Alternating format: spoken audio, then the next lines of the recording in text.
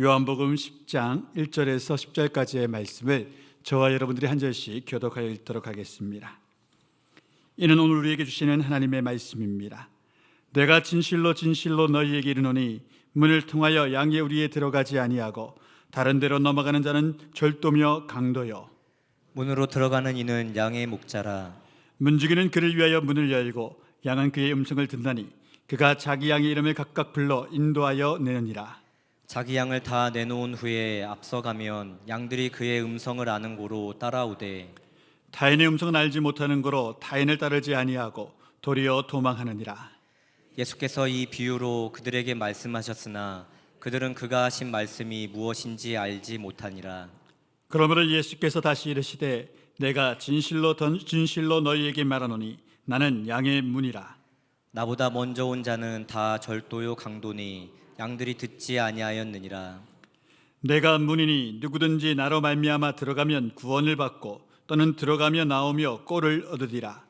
도둑이 오는 것은 도둑질하고 죽이고 멸망시키려는 것뿐이요 내가 온 것은 양으로 생명을 얻게 하고 더 풍성히 얻게 하려는 것이라. 아멘. 앞뒤 좌우분들에게 이렇게 인사 나누시겠습니다. 당신은 사랑받기에 마땅한 사람입니다. 한번 해보실까요? 당신은 사랑받기에 마땅한 사람입니다. 감사합니다. 그렇습니다. 주님께서 그 생명 바꾸어 놓은 존재, 바꾸어 구원한 존재들이 우리입니다. 왜 사랑받을 자격이 없습니까? 우리는 크게 사랑받을 자격이 있는 사람들입니다.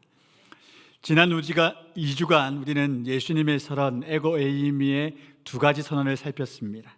하나는 생명의 떡 선언이었습니다. 이 생명의 떡 선언은 오병이어 사건에서부터 출발한 선언이었지요. 그리고 지난 주일 우리는 세상의 빛이라는 주님의 또 다른 선언을 보았습니다. 이 말씀은 초막절을 배경으로 초막절 마지막 축제가 마쳐졌을 때에 그 축제 가운데 주여 우리의 죄악을 용서하소서 용서하소서 그렇게 외쳤던 바리새인들과 서기관들이 한 가늠한 여인을 잡아와서 이 여인을 돌로 쳐야 하지요 라고 물었던 장면에서 예수님이 이렇게 말씀하셨지요. 너희 중에 죄 없는 자가 이 일을 돌로 치라. 그때 모든 사람들이 그날 밤 자신들이 어떻게 회개했는지를 아는 그들이 돌을 다 버려두고 떠납니다. 그때 그 자리에 유일하게 죄 없으셨던 예수님이 말씀합니다. 죄 없는 자가 돌로 치랬는데 예수님은 유일하게 죄가 없으시지 않습니까? 근데 그분이 이렇게 말씀하셨습니다. 나도 너를 정죄하지 아니하노니 다시는 죄를 범죄하지 말라라고 말씀하시며 그에게 권면하셨지요. 오늘 세 번째 예수님의 선언은 양의 문이 되시는 예수님이신데 이 말씀 또한 앞의 말씀들처럼 그 앞전에 있던 말씀과 이어집니다. 오늘 10장 1절부터 양의 문이 나오니 당연히 9장의 내용과 이 내용은 겹쳐서 보아야 합니다. 조금 길긴 하지만 요한복음 9장 1절에서 7절의 말씀을 저와 여러분들이 함께 읽도록 하겠습니다. 성경에 계신 분들은 성경을 보시고 성경이 없으신 분들은 화면을 보시면 되겠습니다. 함께 읽습니다. 예수께서 길을 가실 때에 날 때부터 맹인된 사람을 보신지라. 제자들이 물어 이르되 라삐여 이 사람이 맹인으로 난 것이 누구의 죄로 임함이니까? 자기니까 그의 부모니까? 예수께서 대답하시되 이 사람이나 그 부모의 죄로 인한 것이 아니라 그에게서 하나님이 하시는 일을 나타내고자 하심이라. 때가 아직 낮음에 나를 보내신 이의 일을 우리가 하여야 하리라. 밤이 오리니 그때는 아무도 일할 수 없느니라. 내가 세상에 있는 동안에는 세상의 빛이로라. 이 말씀을 하시고 땅에 침을 뱉어 진흙을 이겨 그의 눈에 바르시고 이르시되 실로암 못에 가서 씻으라 하시니 실로암은 번역하면 보냄을 받았다는 뜻이라. 이에 가서 씻고 밝은 눈으로 왔더라. 아멘. 9장 전체가 어떻게 보면 10장의 이 양의 문의 말씀을 받는 이야기인데 그 에피소드는 이거지요. 우리가 읽은 대로 예수님께서 거리를 지나가실 때 제자들이 한 맹인을 봅니다. 날 때부터 보지 못하는 자였습니다. 유대인의 강념 그대로 그 시절 사람들의 생각 그대로 제자들이 물었습니다. 주님, 이 사람이 이렇게 태어난 것은 그 부모의 죄가 있어서 이런 것입니까? 아니면 그 자신의 유년 시절의 죄가 있어서 이렇게 태어난 것입니까? 라고 묻는 거지요. 당대의 유대인들은 장애를 안고 태어나는 사람들을 향하여 그런 관점으로만 바라봤습니다. 예수님 그들에게 말합니다. 무슨 소리냐? 이 사람이 이렇게 태어난 이유는 하나님의 역사심을 보여주기 위하여, 누가복음의 표현에 따르자면 하나님의 영광을 위하여 이리 태어났다라고 말씀하십니다. 여러분의 약함은 어떻습니까? 우리의 못난 점들은 어떻습니까? 내가 부끄러운 내 삶의 약점들은 어떠합니까? 그것이 우리의 죄 때문에 있는 것입니까? 내 잘못 때문에 있는 것입니까? 아니면 하나님의 영광을 위하여 쓰임받으라고 우리에게 허락하신 것입니까? 누가 뭐라 해도 후자입니다. 그것을 의지하십시오. 그것을 믿으십시오. 하나님의 권능이 임하면 내 약점이 강함이 되며 나의 초라함으로 하나님께 영광 돌리는 놀라운 은혜의 변수가 될 수 있음을 믿는 믿음이 우리에게 있기를 주의 이름으로 축원드립니다. 이 사람은 그 눈이 감긴 가운데서도 목자 대신 예수님의 음성을 구별하여 들었습니다. 그냥 예수님 눈이여 떠져라 하시면 좋은데 묘한 행동을 하시지요. 흙을 들어다가 침을 뱉어 이겨서 그것을 눈에 발라주십니다. 조금 지저분하잖아요. 그렇게 발라주셨으면 이제 눈 떠라 하시면 좋은데 또 이 못 보는 사람에게 저 먼 실로암 목가에 가서 씻으라 명령합니다. 그런데 이 맹인이 보지 못하는 이가 예수님의 말씀을 절대적으로 순종합니다. 그 암흑 가운데서 실로암 목가를 찾아갑니다. 그리고 물을 찰랑찰랑거려 빠질 수도 있는 위험 가운데서 누가 도와주지 않으면 빠질 수도 있잖아요. 못이니까. 그런데 그곳 가운데 가서 물을 떠서 눈을 씻을 때 눈이 보여주는 역사를 보게 됩니다. 그는 충성된 목자의 양이 된 것입니다. 그런데 문제가 생겨요. 눈을 뜨인 것은 좋은 일인데 바리새인들이 이 사람을 발견했어요. 하필 그날이 안식일이었습니다. 그래서 바리새인들이 분노합니다. 저 나쁜 예수가 안식일을 어기고 너를 고쳤어? 너는 또 그런 때 안식일 날 굳이 실로암 물가까지 가서 씻는 행위를 했어? 너는 부정하다.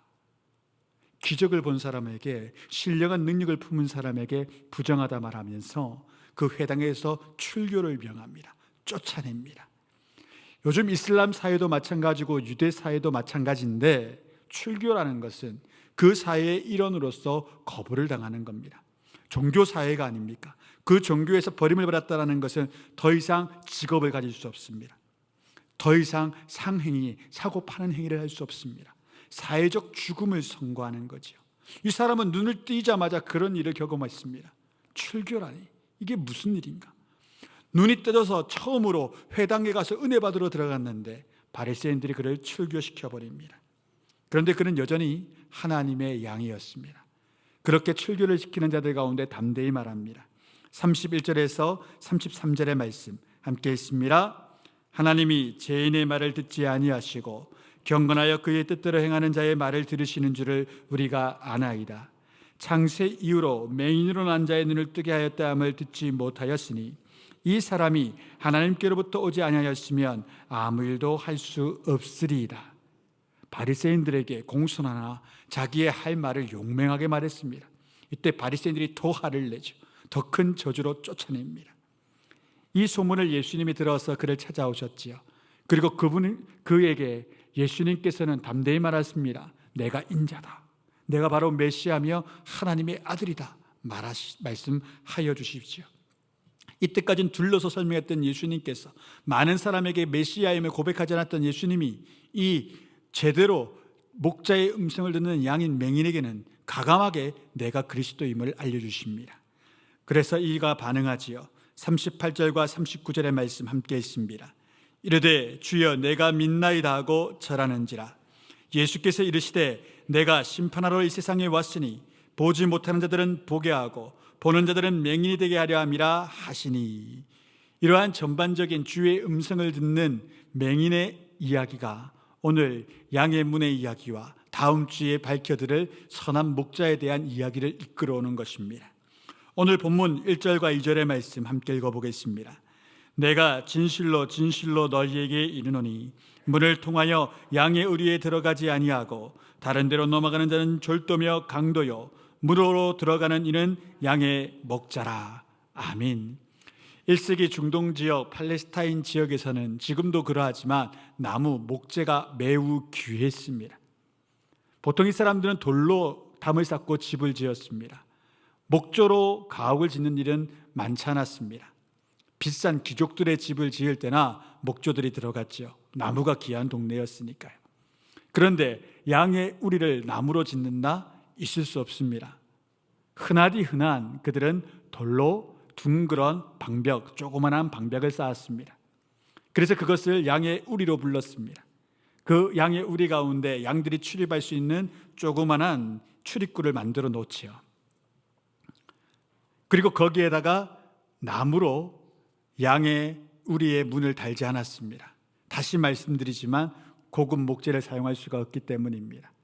그럼 어떻게 양을 칩니까? 어떻게 양을 지킵니까? 출입구가 열려 있는데, 뚫려 있는데.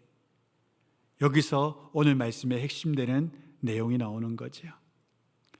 낮에는 목초지에서 들판 가운데 양을 그렇게 놓아서 기릅니다.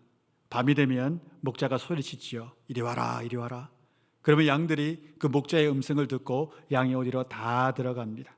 그때 목자가 그 출입구에 거적을 깝니다. 그리고 그 거적 위에 자기의 몸을 뉘입니다. 이것이 바로 양우리, 양의 문입니다. 목자 자신이 양의 무리가 되는 것이죠. 양의 문이 되는 것이지요. 이게 1세기 사람들은 단번에 이해되는 내용이지요. 아, 주께서 양의 문이라 하시니 목자 대신 그가 곧 양의 문이 되심을 말씀하는구나. 그의 삶과 그의 몸과 그의 모든 것을 투자하여 양을 지키는 겁니다. 그것이 양의 문의 의미입니다. 자신의 생명을 걸고 맹수와 강도와 절도들로부터 스스로 문이 되어 그 앞을 지켜내는 숨은 장이 목자의 삶, 양의 문의 삶이었습니다. 오늘날 이 시대에도 우리 주님께서는 우리의 양의 문이 되십니다. 그런데 이 양의 문 곁에 언제나 그 양들을 유혹하는 사탄의 세력들이 있습니다. 그들은 우리의 가슴 속에 이야기할 때가 많습니다. 하나님 떠나 살면 참 자유하지 않겠어?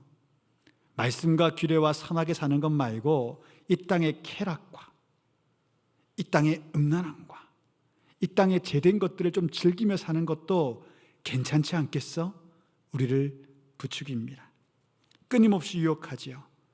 하나님의 말씀보다 더한 목적을 두고 살라 더 나은 가치가 있다. 믿는 자들마저 유혹하여 넘어질 때가 있습니다. 그 가장 강한 유혹은 전 세계적으로 이런 유혹 같습니다. 더 많은 물질을 가져라. 지금 가진 것만으로는 불충분하고 부족하다. 더 있어야 행복해진다. 더 있어야 편안해진다. 지금의 것으로 만족하지 말아라. 마치 마태복음에 나오는 어리석은 부자처럼 사탄은 곧 죽을 우리가 이 땅의 것들만 바라보게 만듭니다.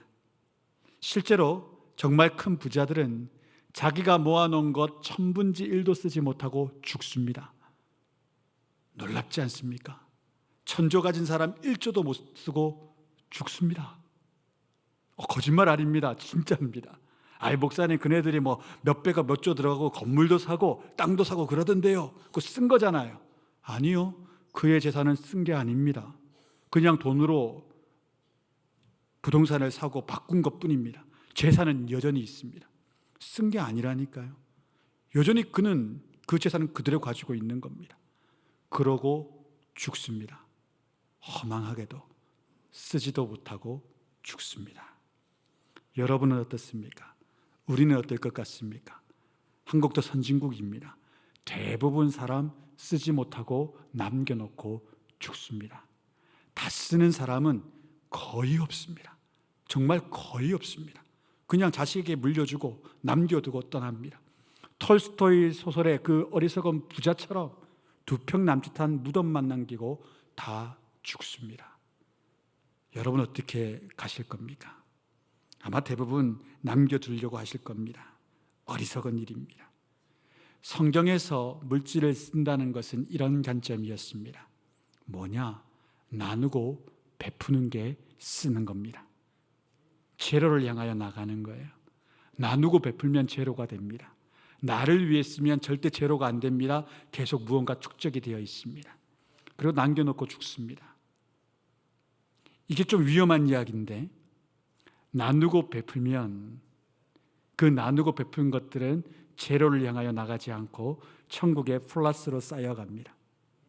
상급으로 남아있는 거예요. 하나님은 이것을 물질을 사용했다라고 이야기하셔요. 그리고 그렇게 물질을 사용한 사람들은 이 땅 가운데서도 차고 넘치는 복을 받습니다. 하나님의 뜻대로 살아가니 정말로 하나님께서 차고 넘치는 은혜로 틀림없이 마이너스가 되고 모자라야 하는데 채워주시고 넉넉하게 하십니다. 여러분 그거 경험하지 않았습니까? 목사만 경험하는 겁니까? 나누고 베풀수록 하나님이 더 채워주는 경험 다 하시지 않았습니까? 정말 그러합니다. 하나님 그 은혜를 주십니다. 여러분 모아놓고 살지 마십시오. 죽음은 허망한 것들입니다. 상급도 없는 일에 그 물질을 쌓아두지 마십시오. 상급이 주어진 일에 그 물질을 사용하시는 복이 있길 주의 이름으로 축원드립니다. 전 세계적으로 사탄은 또한 우리 아이들부터 어른에게까지 이와 같이 세뇌시킵니다. 타인의 머리에 서야 행복하다. 노력하고 치열하게 살아.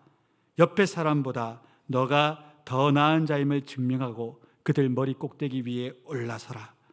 그것이 너희의 목적이 되어야 한다. 놀랍게도 대부분의 나라의 공적 교육은 이와 같은 관념에서 시작하여 진행되고 있습니다. 결국은 경쟁 사회라는 겁니다. 경쟁에서 승리한 자가 다 가진다. 노골적으로 그렇게 말하는 공교육은 없지만 세밀히 쳐다보면 동일합니다. 경쟁에서 이겨야 돼. 1등 해야 돼. 그것만이 살 길이야. 그게 성공이야. 어릴 때부터 그렇게 교육받습니다.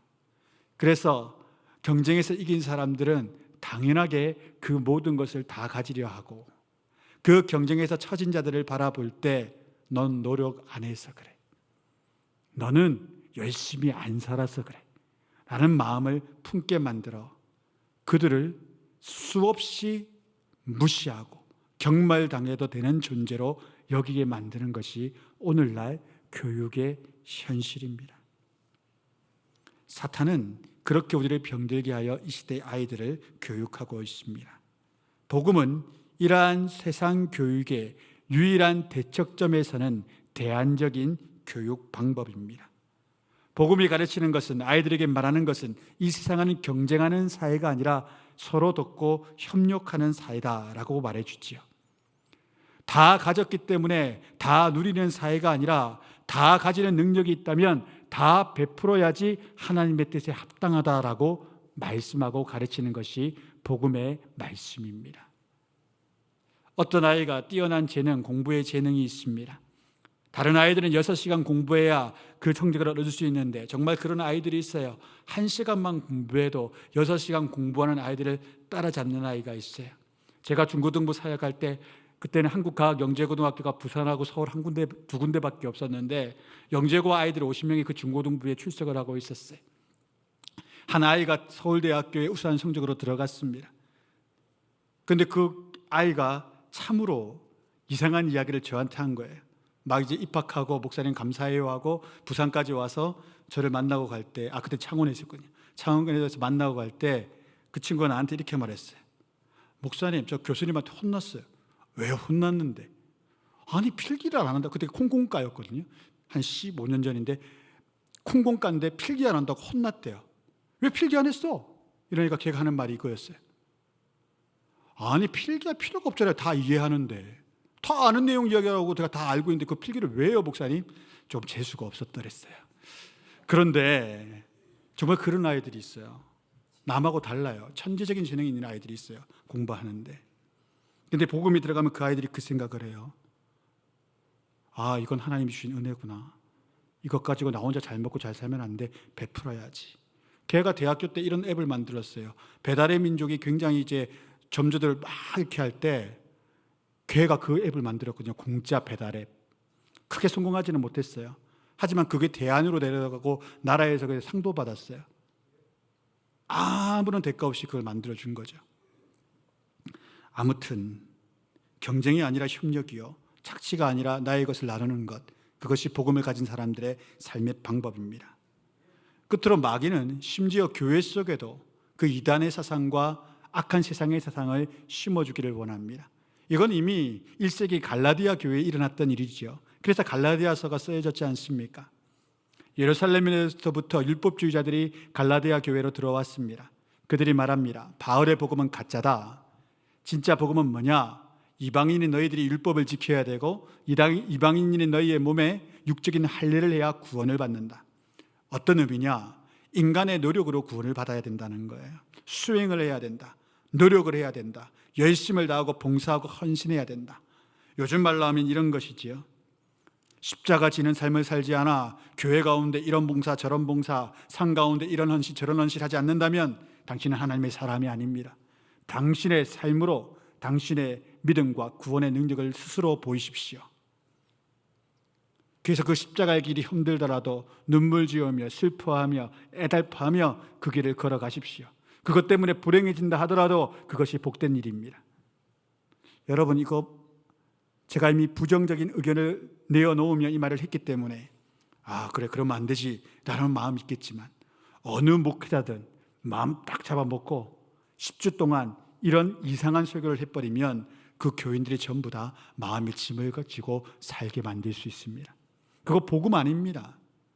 우리 고린도후서 3장 17절 한번 들어보시지요. 함께 읽습니다. 주는 영이시니 주의 영이 거신 곳에는 자유가 있느니라. 자유는 기쁨을 줍니다. 자유는 힘을 줍니다. 사람을 신바람 나게 만듭니다. 주의 영이 계신 곳에는 참 자유함이 있습니다. 사도 바울은 그렇게 사역했습니다. 신경쇠약에 걸리지 않았습니다. 여러 박해와 여러 어려움이 있을 때에 우울해하거나 침울해하지 않았습니다. 참 자유를 가지고 그는 섰습니다. 그래서 유명한 철학자들 앞에서도, 권력자들, 심지어 여러 왕들과 로마 최고의 권력자였던 황제 앞에서도 기쁨을 가지고 복음을 증거했습니다.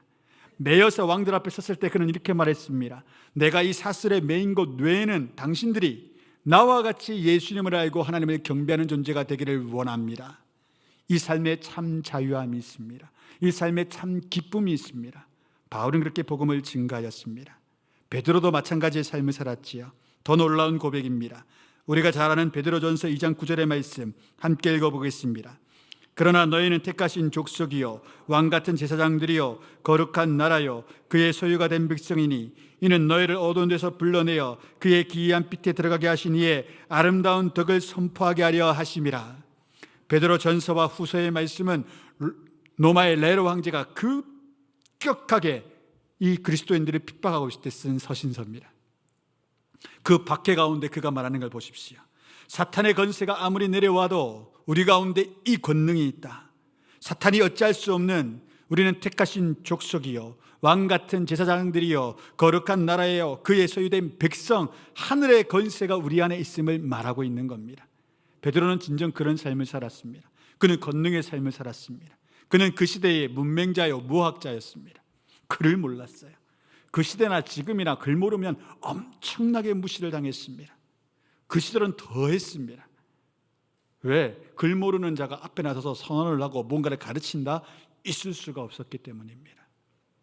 그런데 하나님은 그 시대의 어떠한 지성인들과 지식인들보다 베드로를 세계 역사에서 가장 영향력을 끼친 인물로 지금도 평가받게 하고 계십니다. 피터 모르는 사람 세계에 그 누구도 없습니다. 베드로 다 압니다. 예수님을 믿으나 모르나 아나 모르나 동일하게 다 알게 되죠. 왜요? 목자의 음성을 들은 자를, 그 말씀에 순종하는 자를 하나님은 그런 처지로, 그런 암울하고 그런 어리석고 그런 부족한 존재로 놓아두지 않으시는 까닭입니다. 문맹자였던 베드로가 그러할진데 하물며 우리들이겠습니까? 하나님은 우리 가운데도 귀한 자신의 음성을 발하여 주십니다. 오늘 이 시간 그 음성을 똑똑히 듣게 되는 권세 있는 일이 우리 가운데 일어나길 주의 이름으로 축원드립니다. 3절에서 5절의 말씀 함께 읽어보겠습니다. 문지기는 그를 위하여 문을 열고 양은 그의 음성을 듣나니 그는 자기 양의 이름을 각각 불러 인도하여 내느니라. 자기 양을 다 내놓은 후에 앞서가면 양들이 그의 음성을 아는 고로 따라오되 타인의 음성은 알지 못하는 고로 타인을 따르지 아니하고 도리어 도망하느니라. 주께서 항상 밤낮으로 양이신 우리와 함께 계십니다. 우리가 잠을 잘 때도 양의 문이 되어 주셔서 우리 가운데 함께 귀가하시지요. 그래서 그와 함께하고 그를 민감하게 여기는 이들은 주님의 음성을 압니다. 삶 가운데 일어나는 모든 두려운 일들, 또한 아픈 일들, 슬픈 일들 가운데 놀랍게도 그 시기에 우리에게 들려주시는 주의 음성을 듣는 능력이 양들에게 있습니다. 여러분에게도 그 능력이 있습니다. 세밀히 그 음성을 들으려고 노력하시고 주여 이것이오니까 라고 믿고 하나님께 여쭈면 반드시 그의 음성을 허락하여 주십니다. 왠지 아십니까? 우리 주님은 죽으신 분이 아니요 살아계신 하나님이신 까닭입니다. 또한 우리 주님은 우리 개개인을 잘 아십니다. 창조주이시며 또한 우리의 삶을 계획하시며 인도하시는 이 시기에 우리의 이름을 아시고 우리의 삶의 각자의 길을 잘 알고 계십니다. 그래서 우리에게 말씀하시는 겁니다. 이 길로 가라. 정말 그렇게 말씀하셔요. 왜 하나님은 아무 답도 없으세요? 그런 시절도 있을 수 있겠지만 대부분의 경우 하나님은 우리를 그런 강야 가운데 놓아주시는 것이 아니라 친절하게 우리의 손을 잡고 이끌어 주십니다. 인도하여 주십니다. 문제는 우리가 그 인도하시는 길이 마땅치 않게 여기기 때문입니다. 항상 이리 해라 말씀하는데 내 마음이 불순종합니다. 그거 싫은데요. 그거 저거 예수님 말씀 아니야. 그냥 내 마음의 생각이야. 여러분, 선하고 바르고 올바른 음성은 주님의 음성입니다.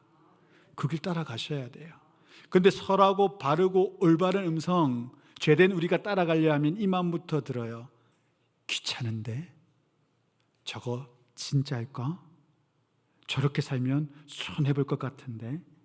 여러분, 말씀을 읽다가 혹은 말씀을 들으시다가 나 저대로 살면 내가 좀 손해일 것 같은데? 라는 메시지가 있으면 100% 주의 음성입니다. 저 확신합니다. 100%입니다. 하나님은 하나님의 음성 듣는 자에게 항상 말합니다. 너가 먼저 숙여. 너가 먼저 사랑해. 너가 먼저 용서해. 항상 그렇습니다. 그런데 그거에 따라서 양이 그 목자의 음성을 따라 순종하여 나가면 그의 삶이 곧 베드로의 삶이 되고 바울의 삶이 됩니다. 하나님 반드시 그렇게 역전하시고 역사하십니다. 다시 말씀드리지만 세상의 가르침은, 사탄의 유혹은 항상 이렇습니다. 물질이 최고야. 경쟁에서 승리하는 게 최고야. 너 삶으로 너의 믿음과 그 승리를 증명해. 너가 중요해. 그러니까 손해보면 안 돼. 가져야 돼. 높아져야 돼. 그것이 세상의 가르침입니다. 그럴듯하지 않습니까? 먹음직하지 않습니까? 보암직하지 않습니까? 저걸 취하면 내가 어려움 없이 살 수 있겠다 여겨지는 것들로 우리를 유혹합니다. 반면에 목자의 음성은 반대로 말합니다. 물질이 최고가 아니야. 경쟁에서 승리하는 것이 최고가 아니야. 진짜 최고는 내 음성을 듣고 모든 것을 버리고 나처럼 십자가의 길을 걸어가는 것이야. 사랑하는 성도 여러분, 십자가의 길은 우울한 길 아닙니다. 슬픔의 길도 아닙니다. 성경 어디에 그런 말이 있습니까? 성경은 십자가의 길은 승리의 길이요, 영광의 길이요, 생명의 길이라 설명합니다. 사탄의 생각, 우리의 조그만한 생각까지 가져서 이 땅 살아가지 마시고 주의 생명의 말씀을 믿고 의지하여 살아가는 저와 여러분 되기를 주의 이름으로 축원드립니다. 이제 한 주간 제가 이런 설교를 하나님의 이끄심으로 행하였기 때문에 성령께서 계속하여 여러분의 마음의 문을 두드리실 겁니다. 이것 순종해라, 이렇게 해라. 그때 여러분 거부하지 마십시오. 주여, 나는 능력 없사오니 그 음성 순종하기 원합니다. 성령님, 나를 지켜서 이것을 순종하게 하여 주옵소서. 역사함 받기를 원합니다. 그렇게 간구하시면 주의 성령의 권능이 한 주간 우리를 인도하실 겁니다. 역사하실 겁니다. 왜요? 하나님은 살아계시기 때문입니다. 오늘 7절에서 10절의 말씀은 1절에서 5절의 말씀에 대한 부연 말씀입니다. 7절과 8절 말씀 함께 읽겠습니다. 그러므로 예수께서 다시 이르시되 내가 진실로 진실로 너희에게 말하노니 다 절도요 강도니 양들이 듣지 아니하였느니라. 아멘. 이건 역사적인 이야기지요. 예수님 이전에 사탄의 종들이 왔습니다. 이미 이사야가 700년 전부터 왕이신 메시아가 이 땅 가운데 올 것이라, 기묘자 모사라, 전능자라, 그가 곧 올 것이다 라고 예언해 놓았습니다. 그래서 그 예언의 말씀을 알았던 사탄의 종들이 어떤 이는 정치적인 목적으로 내가 바로 나실 그리스도라 라고 이야기했고, 어떤 사람들은 그 돈을 탈취할 목적으로 내가 바로 하나님의 아들이다 왕왕 말하여 왔습니다. 예수님 그들에 대하여 말합니다. 그들은 너희를 도적질하고 너희를 노략질하는 절도요 강도들이다 라고 말이지요. 오늘 이 시대에도 그런 이들이 많이 있습니다. 아까는 그런 세상적인 관념을 말했다면 이제는 한번 학문적으로 말해보겠습니다. 진화론이 있습니다. 완벽히 검증되지 않았던 과학의 한 논리지요. 그런데 그들의 목적성, 과학적인 논증보다는 그들의 목적, 그들의 목표, 그들의 결과가 중요하죠. 진화론에 따르자면 인간이 이 땅에 존재하는 이유는 더 강해지기 위함입니다. 약육강식, 적자 생존, 강한 자만 살아났습니다. 약한 자는 먹힙니다. 이거에 머리에 인식이 된 나라라 그런 아버지들은 아들이 태어나면 말합니다. 남자는 무조건 강해야 돼. 강해라. 약하면 안 돼. 강해야 돼. 강하면 뭐가 좋아요? 다 가질 수 있어. 강하면 약한 것보다 훨씬 나아. 약한 자들 위해 설 수 있어. 노골적으로 이렇게 말하는 나쁜 아비는 없겠지만 그 사상을 고지고대로 받아들면 그렇게 되어버립니다. 그래서 이 시대에 강한 사람들이 얼마나 약한 사람들을 무시합니까? 세계 도처에 그렇습니다. 강한 나라는 약한 나라 뺏는 거, 침공하는 거 아무렇지 않게 여깁니다. 미국이라는 나라도 이제는 그 강함을 통하여 우리나라를 위해서 사용하겠다 말하며 막 전쟁을 벌이고 있지 않습니까? 그 나라에서 자라나는 아이들이 무엇을 보고 배우겠습니까? 그것이 진화론의 배경 가운데 일어나는 일입니다. 여러 경제학자들은 또한 이렇게 이야기합니다. 부자가 되지 못하는 삶은 실패의 삶이라 이야기합니다. 여러분 정말 그렇습니까? 가난하면 실패한 겁니까? 조금 더 설명드리면 가난하면 무조건 불행합니까? 저희 아버지는 가난한 아버지셨습니다. 좋지 않은 아버지가 아니셨습니다. 너무 좋은 아버지셨습니다. 그분 덕에 참 행복을 누렸습니다. 그런데 우리는 세상 살아가면서 잘못된 사탄의 음성에 귀 기울입니다. 그래서 빚을 진 아버지들이 우리 한국 사회 가운데 가족과 함께 자살하는 예가 얼마나 많습니까? 불행할 거라고, 불행해질 수밖에 없다고. 여러분들은 어떤 생각 가지고 있습니까? 물질 없으면 불행하다 여기십니까? 예수님 믿으면서도 그런 생각 가지고 살아계십니까? 나이 물질 다 잃으면 죽는 것보다 못해 라는 생각 꼭 가지고 계십니까? 주의 음성을 듣지 못하기 때문입니다. 가난은 불행한 게 아니라 불편할 뿐입니다. 내 먹고 싶은 거 못 먹고 그래서 조금 불편할 뿐입니다. 그것이 불행을 가져다 주지는 않습니다. 잘못 생각하시면 안 됩니다. 가난해도 행복의 길이 있습니다. 너무 길어 이 설명은 드릴 수 없지만 정말 그런 이들이 있습니다.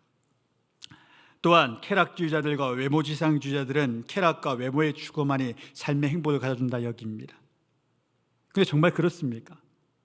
아니지 않습니까? 이미 다 알지 않습니까? 이들의 메시지는 아담 때부터 동일합니다. 인간이 하나님의 가치가 아닌, 하나님이 주신 가치가 아닌 인간이 만들어낸 가치를 추구해야 행복해질 수 있다 라고, 이 땅의 주인이, 당신 삶의 주인이 당신이 되라고 가르치는 겁니다. 그래서 망합니다. 그래서 이 땅 가운데 지옥과 같은 삶을 살아가게 되지요. 이렇게 주장하는 많은 사람들이 동일하게 또한 한 가지의 기결되는 논리적 관점을 가지고 있습니다. 이 사람들은 전부 다가 이 땅이 중요하기 때문에 천국과 지옥은 없다 말합니다. 그런데 놀라운 일이 일어나지요. 그 지옥의 권세가 그들 가운데 역사합니다. 천국과 지옥은 없다는데 지옥의 권세가 그들 가운데 머뭅니다. 제가 강남 땅에서 한 4년 살다 왔잖아요. 얼마나 귀신 들린 사람들이 많은지 모릅니다. 우리나라의 부가 집약되어 있고 정말로 대부분이 미국하고 연결돼 가지고 막 애들이 미국 유학을 가거나 본인들이 신문관을 가지거나 그런 사람이 정말 잔뜩 있거든요. 그런데 악한 영들이 그들을 속 잡고 있습니다. 또한 그 땅에 있을 때, 제가 지방에 있는 교회에 있을 때는 그 교회 지체들 가운데 자살하려는 사람이 5년에 한 번 예수 안 믿는 아들이 이렇게 시도를 한다거나 그랬어요. 근데 딱 부임하고 1년도 안 됐는데 그 예수 믿는 가정에 예수 믿는 아이, 예수 믿지 않는 사람들이 동작대교에 올라가고 아빠 앞에서 그어버리고 수면제를 못 가는 게 한 6개월 가운데 3명이 나타나는 거예요. 깜짝 놀라서 옆에 목사님들한테 물었어요. 이게 무슨 일이냐 그러니까 왕왕이 있대요. 그렇게 사탄이 지옥을 보여줍니다. 악의 권세는 술을 통하여, 마약을 통하여 증오와 분노와 폭력, 도박과 비정상적인 정신적인 병을 일으켜 많은 사람들을 노력하고 있습니다. 이런 지옥 권세는 오로지 예수 이름 앞에서만 굴복되고 떠나갈 수 있습니다. 예수님 그래서 말씀하는 겁니다. 우리 9절과 10절의 말씀 함께 있습니다. 내가 문이니 누구든지 나로 말미암아 들어가면 구원을 받고 또는 들어가며 나오며 꼴을 얻으리라. 도둑이 오는 것은 도둑질하고 죽이고 멸망시키려는 것뿐이요 내가 온 것은 양으로 생명을 얻게 하고 더 풍성히 얻게 하려는 것이라. 아멘. 우리 주 예수 그리스도의 이름은 이 땅의 지옥의 권세와 악한 것들을 쫓아내는 힘이 있습니다. 권능이 있습니다. 여러분 그거 사용해 보셨습니까? 예수님 믿으면 그것을 사용하셔야 됩니다. 내 삶의 가난과 우울함과 더러움과 추함과 음란과 우리 가정 가운데 드러나는 폭력과 그 모든 증오의 것들을 예수 이름으로 대적하는 권세를 받기를 주의 이름으로 축원드립니다. 예수 이름으로 대적하는 건 그렇게 막연한 내용이 아닙니다. 그 내용을 가지고 우리 주 예수의 이름으로 명하노니 우리 가정과 삶과 내 남편과 내 아내와 내 아이를 겁박하는 악의 영들아 예수의 이름으로 떠나갈지어다. 오로지 기도 외에는 이 같은 유가 나감이 없다 하셨습니다. 기도는 예수의 이름으로 하는 겁니다. 그것이 권능입니다. 삶의 질병과 저주, 폭력과 거짓된 가정의 상황, 구조적인 사회의 악이 우리 삶을 잠식시키려 할 때, 우리를 죽이고 멸망시키려 할 때 우리가 유일하게 사용할 수 있는 전능함의 무기는 예수의 이름 외에 주어진 바가 없습니다. 그 예수의 이름이 주어지는 그 능력 가운데 기적이 일어납니다. 이적이 일어납니다. 그래서 많은 사람들이 지금도 예수님 앞에 나오는 겁니다. 이렇게 과학이 발전하는 사회 가운데도 왜 예수 믿는 사람들이 계속 일어나는 줄 아십니까? 예수의 이름의 권세가 이 땅 가운데 그 능력이 발현되고 있기 때문입니다. 현재에도 활동 중인 미국의 락밴드, 유메탈 밴드인 콘이라는 밴드가 있습니다. 이 사람들은 2000년대 초에 결성이 되었는데 너무너무 유명해졌습니다. 단시간 내에. 그래서 이 사람들이 그래미상도 받고 너무나도 유명한 밴드, 음악계에서 일하는 사람 중에 이 밴드를 모르는 사람들이 없는 지경까지 이렇습니다. 그 밴드의 기타리스트였던 브라이언 웰치라는 사람이 있습니다. 머리도 길게 장발로 늘어뜨리고 지금도 장발이에요. 그런데 이 사람이 큰 성공 가운데 허무주의에 빠졌습니다. 우울증이 들어오고 성격이 개팍해서 또 대인관계도 다 파괴되고 아내와도 이혼을 했습니다. 딸은 있는데 이혼까지 했어요. 그러다 보니까 이 사람 가운데 자기 혐오성이 들어왔어요. 혐오감이 들어왔어요. 나 같은 건 죽어야 돼. 나 같은 건 살아 뭐하나. 막 그런 혐오가 들어와요. 크게 성공을 이루었는데 자기를 혐오하는 사람이 된 거예요. 그래서 날마다 알코올에 빠지고 필로폰도 엄청나게 섭취하고 수면제를 또한 엄청나게 먹어야 잠을 자는 거예요. 매일매일이 그런 삶이에요. 스스로를 파괴시키는 삶이죠. 그렇게 한 몇 년 살다가 2005년에 자신의 지인 중에 한 명이 이렇게 소개하는 거예요. 저 도시에 가면 한 교회가 있는데 치유사역하는 목사님이 있다. 그 교회 가운데 당신 집회에 참여해 보겠는가? 그는 조롱할 목적으로 그곳에 참여했습니다. 예수 그딴 거, 하나님 그런 게 어딨어. 왜 조롱할 목적으로 갔냐고 하면 가기 전에 필로폰을 엄청나게 흡입하고 갑니다. 마약에 취한 상태에서 그곳에 들어가는 겁니다. 조롱하기 위해서. 고쳐봐. 할 수 있다면. 그렇게 들어갔죠. 근데 놀라운 일이 납니다. 설교자의 설교 가운데 그가 하나님의 사랑을 체험합니다. 그리고 집에 돌아왔습니다. 나는 그에게 사랑을 받고 있구나. 그리고 그곳에서 무릎을 꿇고 집에 오자마자 엉엉 울며 예수님께 이야기합니다. 그의 책 제목이 되는 Save me from myself, Jesus. 주여, 내 자신으로부터 지금 나를 구해 주십시오. 나는 죽고자 필로폰도 정말 이렇게 먹고 술과 그 모든 수면제를 섭취합니다. 이러다가 내가 내 자신을 죽일 것 같습니다. 주께서 가능하시다면 나를 구원하여 주옵소서. 그 밤 놀라운 역사가 일어나는데 그의 책에 따르면 그런 내용이지요. 무언가가 자기 집에 들어오는 걸 느꼈다는 거예요. 성령께서 들어오신 거지요. 그리고 놀라운 것 한 가지 발견합니다. 마약에 대한 충동이 바로 사라져 있는 자신을 발견하게 되는 거죠. 그 해에 2005년에 그에게 또 수백만 달러짜리 계약이 있었습니다. 그 콘이라는 팀과 함께 순회 공연을 하는 거죠. 계약서 사인하자고 할 때 그가 거부합니다. 나는 더 이상 이거 안 합니다. 나는 이제부터 주님을 위해 살겠습니다. 마약에 중독된 아이들, 그런 청소년들 상담하면서 살겠습니다. 그리고 내 딸과 함께 복음을 위해 살겠습니다.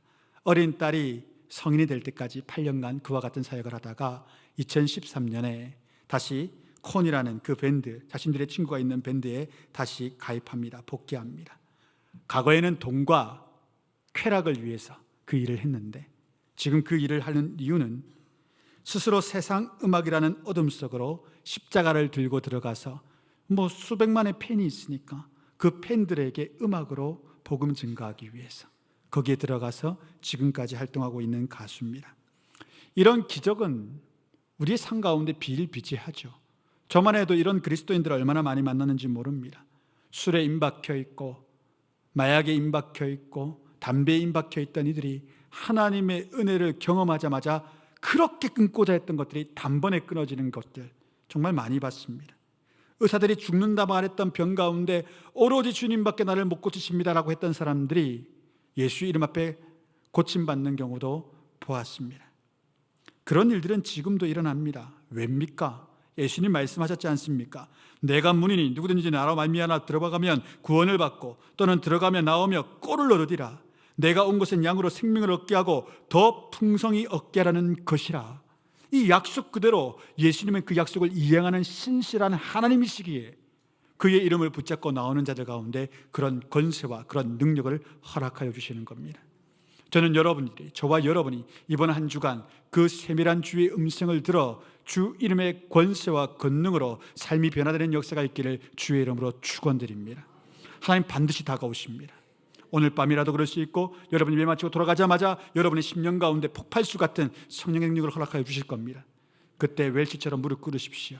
주여 구원하여 주소서. 주여 살려주소서. 주여 변화시켜 주소서. 하나님 반드시 그 역사를 이루십니다. 주님은 우리에게 음성을 바라시는 이유가 우리 삶의 굶주림과 목마름, 어둠과 암흑의 슬픔, 또한 강도와 절도 가운데서 우리를 구원하시고 배불리시며 빛의 기쁨과 참평함과 안녕으로 우리를 이끄시기 위해 우리에게 그의 음성을 허락하시는 겁니다. 우리에게 나약한 삶을 주시기 위해서, 손해보아 쪼그라드는 삶을 살게 하시기 위해서 우울하고 힘든 십자가를 걸으라 말하는 것이 아닙니다. 수고하고 무거운 자들아 다 내게로 오라. 내가 너희를 쉬게 하리라. 이는 내 짐은 가볍고 내 멍에는 쉬움이니라. 십자가를 두고 하시는 말씀입니다. 우리는 그저 십자가 지려고 주님 앞에 순종하겠습니다 하고 가면 예수님이 그 모든 것을 대신 지어주십니다. 저는 천성교에서 목회할 때 항상 그걸 누리고 삽니다. 항상 기뻐요. 왜냐하면 제가 지는 짐이 하나도 없어요. 이러니까 여러분 사꾼 아니야 그러실 것 같은데 그게 아니라 우리 주님이 대신 지어주심을 보고 있습니다. 항상 그러합니다. 여러분의 인생은 어떻습니까? 혹 예수님 믿으면서도 여러분 인생짐을 혼자 다 지고 계시지 않습니까? 아버지라는 그 무게, 어머니라는 그 무게, 직장이라는 그 무게, 자녀라는 그 무게 혹 혼자 다 지고 살지 않으십니까? 예수님께서 그거 지어주신다는데도 그 음성 무시하고 내 삶이니까 내가 책임질게요. 그렇게 어렵고 힘든 삶을 홀로 고군분투하며 지내지는 않으십니까? 주님의 음성에 귀 기울이십시오. 아들아 딸아 내가 대신 지어줄게. 내려놔봐. 그 음성에 순종하셔서 주여 나를 구원하소서. 그 예수 이름의 권세와 권능이 여러분 삶 가운데 임하기를 주의 이름으로 축원드립니다.